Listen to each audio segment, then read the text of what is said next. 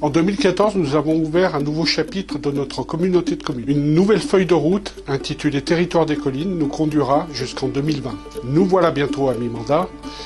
Il est temps de faire le point et de vous présenter le chemin parcouru.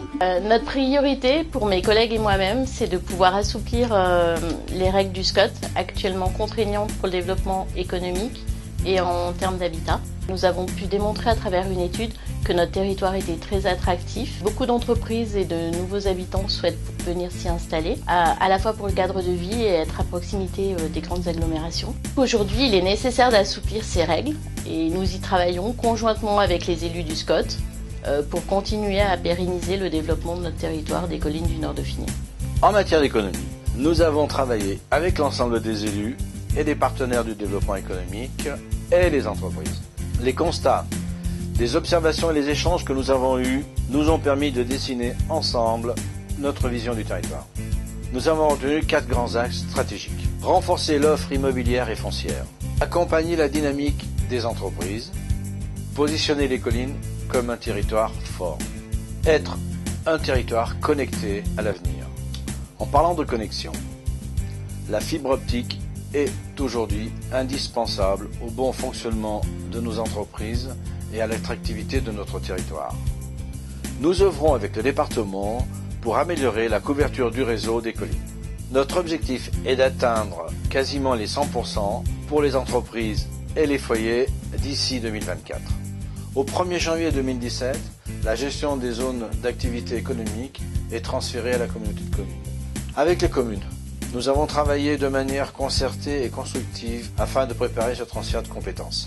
Pour les années à venir, notre rôle est de poursuivre la promotion de notre territoire des collines, un territoire qui a du sens. Donc en matière de transport, nous sommes partis du besoin des habitants au travers d'une enquête que nous avons faite en 2015. Il est ressorti la nécessité de mettre en place une navette bus à destination des pôles d'échange à proximité du territoire. En effet, la majorité des habitants de notre territoire travaillent dans les agglomérations voisines et notamment Lyon. Un projet de navette bus, donc à destination de ces pôles d'échange, est en cours d'étude. Par ailleurs, l'enquête a également fait ressortir le manque de connaissances des habitants sur les réseaux qui passent sur notre territoire. C'est pourquoi une plateforme interactive sur le site internet de la communauté vient d'être créée et elle recense tous les transports en commun qui passent sur le territoire. Le service mutualisé créé pour l'instruction des documents d'urbanisme a ouvert ses portes à Eyrieux en juillet 2015. Ce service intercommunal est le fruit d'une concertation entre les communes du territoire et de leur volonté de mettre en commun les moyens pour assurer leurs compétences en matière d'urbanisme. La communauté de communes a recruté 2 agents instructeurs qui œuvrent au quotidien pour les 9 communes qui ont adhéré au service. Le territoire des collines a mis en place une aide importante à destination des communes et des bailleurs. Cela nous a permis de construire 87 logements sociaux du début du pélage à fin 2016. Nous avons prolongé cette aide jusqu'à la fin 2019 afin d'aider les communes à finir leur projet de construction de logements sociaux. Pour les années à venir, nous nous engageons dans un nouveau pélage. En matière d'environnement et cadre de vie, nous sommes dans la continuité des actions mises en œuvre précédemment. Avec le département, nous avons récemment redéfini le plan départemental des itinéraires de promenade et de randonnée. Ce travail a donné lieu à la réalisation d'un nouveau cartoguide.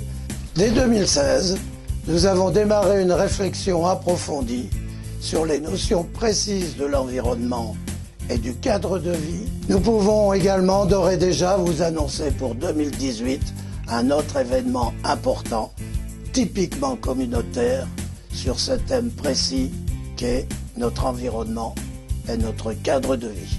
En ce qui concerne la culture et le patrimoine, nous avons effectué un travail important en recentrant nos actions sur notre mission obligatoire, qui sont l'animation d'un réseau de médiathèques. Nous avons fait évoluer la programmation culturelle de la communauté de communes en nous appuyant sur les forces vives du territoire. Et nous avons proposé, dans un programme que nous avons appelé Collines en scène, des animations autour de ces disciplines variées. La communauté de communes soutenait les écoles de musique du territoire, donc on va proposer un accompagnement progressif de ces écoles de musique qui, pour nous, sont un acteur culturel important. Ce qui nous anime tous, c'est donner du sens à ce que l'on fait. Nous avons 2 axes de développement prioritaires pour la petite enfance, enfance-jeunesse sur le territoire. il était nécessaire de développer le nombre de places d'accueil collectif dans les crèches. Notre objectif au terme de ce mandat, avec la création de 48 places supplémentaires, est d'atteindre 119 places disponibles sur le territoire. Concernant la jeunesse, nous avons créé la plateforme engagement citoyen qui comprend 3 dispositifs que sont les actions citoyennes, les chantiers jeunes rémunérés et le BAFA. Grâce à la mobilisation des élus et de l'équipe du service jeunesse, un lien s'est créé avec les jeunes. On constate aujourd'hui une prise de conscience réelle des jeunes par rapport à leur rôle à jouer sur notre territoire. On les retrouve d'ailleurs de plus en plus sur les événements de la communauté de communes, par exemple la course de caisse à savon. Toutes ces expériences ont pu se réaliser grâce à la participation active des communes, des structures partenaires et des associations. La solidarité au sein de la communauté de communes a engagé depuis de très nombreuses années des axes permettant aux personnes de bien vivre et de bien vieillir chez elles. Toujours dans cette démarche, nous apportons une aide essentielle aux habitants possesseurs d'un téléalarme. Nous soutenons également, par une subvention annuelle, des associations qui travaillent pour le maintien à domicile, leur permettant ainsi de maintenir leurs services d'aide à la personne. La communauté de communes a fortement investi dans la construction d'une nouvelle EHPAD. Cette nouvelle EHPAD se doit de répondre aux attentes des futurs résidents. La communauté de communes, depuis sa création et au transfert de compétences, notamment l'enfance-jeunesse et les bibliothèques, d'abord a repris un certain nombre de bâtiments qui étaient gérés directement par les communes. Enfin, sur l'ensemble du territoire, ce sont plus de 30 bâtiments. Les grands investissements sont essentiellement dans le domaine de la petite enfance, de la jeunesse et des personnes âgées. C'est-à-dire 2 crèches, une terminée à Saint-Michel-les-Saints, une autre qui est en cours de construction à Saint-Georges-d'Espéranche, et à Eyrieux, donc en cours de construction, la maison de retraite qui nécessite un agrandissement. On va passer de 63 à 84 lits sur l'ancien bâtiment, donc une partie qui sera réhabilitée pour accueillir les services de la communauté de communes avec éventuellement d'autres équipements. Le Centre intercommunal d'action sociale des collines du Nord Dauphiné a été créé le 1er janvier 2014 pour permettre une gestion communautaire du foyer logement Les Pervenches. Pour les personnes âgées du territoire, la résidence des Pervenches est une solution indispensable d'hébergement entre le domicile et la maison de retraite. Depuis 2014, donc, les élus et les services œuvrent ensemble pour le bon fonctionnement de la résidence des Pervenches. Ça se traduit par différentes choses, un soutien financier et un soutien technique, la mutualisation de personnel et de moyens, ainsi que des actions transversales, une réflexion globale et collective qui permet de définir des orientations stratégiques. Depuis le 1er janvier 2017, la résidence des Pervenches est passée du statut de foyer logement au statut de résidence autonomie. C'est une évolution des objectifs et des moyens avec le conseil départemental de l'Isère qui nous accompagne dans cette évolution. En matière de communication, la communauté de communes est très active. Nous avons différents outils de communication à destination des élus, avec l'agenda communautaire connecté, la revue de presse, la lettre de com interne.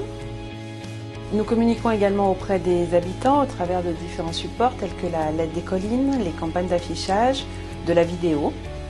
Nous utilisons de plus en plus le web avec notre site internet et depuis peu notre page Facebook. En 2015, les équipes et les élus ont eu envie de développer une méthode de travail qui rapproche les équipes, les élus, les bénévoles et les partenaires pour partager une vision du territoire, pour être plus créatifs, pour exprimer la solidarité entre les différents acteurs impliqués dans les projets de la communauté de communes. Alors qu'est-ce que c'est que la transversalité ?